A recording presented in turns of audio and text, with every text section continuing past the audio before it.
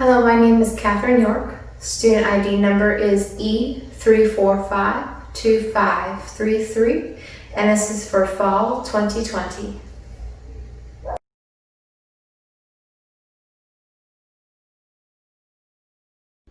Jolene and I will be demonstrating a lateral recumbency restraint for a lateral saphenous venipuncture. Lateral being the side portion of the patient away from the midline, and recumbency will be laying down. So the patient will be laying on its side. The saphenous vein is located on both hind limbs.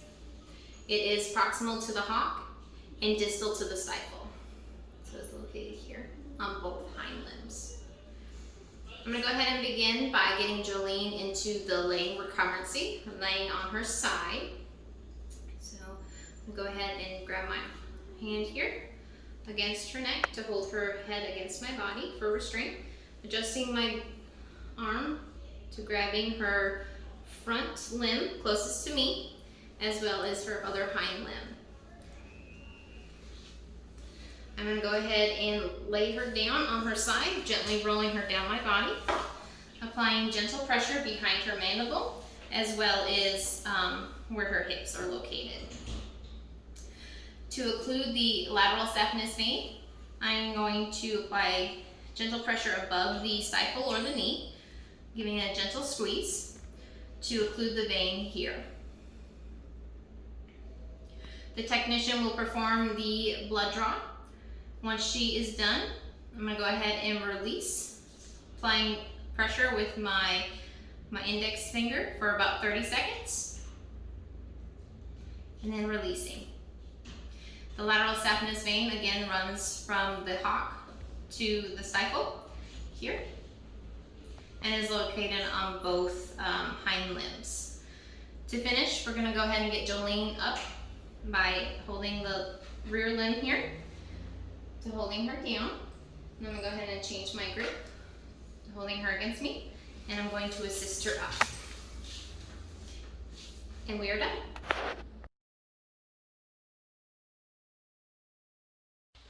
Jolene and I will be demonstrating a sternal recumbency restraint for a cephalic venipuncture.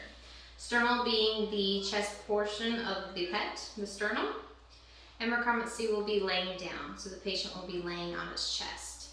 I'm going to begin by getting Jolene into a seated position and then laying her down onto her sternum. So go ahead and grab my arm here, bring it behind her limb, apply gentle pressure behind her knees to seat her down, while supporting her neck with my arm for restraint.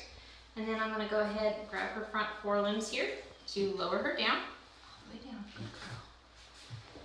And then by holding her head here away from the limb to keep it restrained. To occlude the vein, I'm going to go ahead and present the arm, apply gentle pressure to the elbow, and rolling outward medial to laterally. Once the technician is done drawing the blood, I'll go ahead and release, and then hold with my thumb for about 30 seconds. And then I will go ahead and release. The cephalic vein runs from the elbow down the leg here. It is located on both forelimbs. I'm going to go ahead and get Jolene back up, supporting her neck still, bringing my arm behind me, and bringing her to a standing position. And we are done.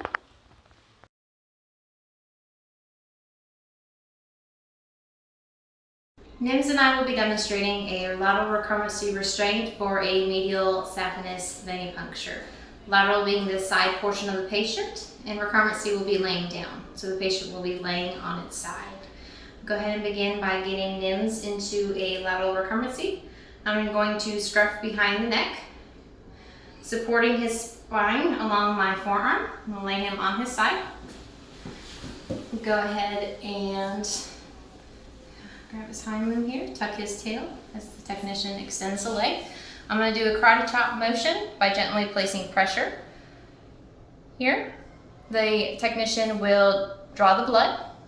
Once they are done, I'll go ahead and release my hold and apply gentle pressure for about 30 seconds, and then I'll go ahead and release. The medial saphenous vein is located right here.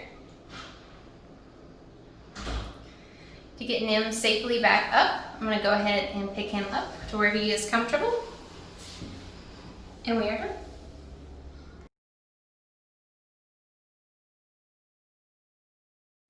Tripp and I will be demonstrating a sternal recurrency restraint for a cephalic venipuncture. Sternal being the sternum or chest portion of the cat, recurrency will be laying down. It's okay. The cephalic vein is located on both front limbs. Go ahead and get Tripp into the laying recurrency, kind of seating him down. I'm going to go ahead and scruff his neck here. I'm going to go down. It's okay. Using my arms here to lay him down onto his sternum.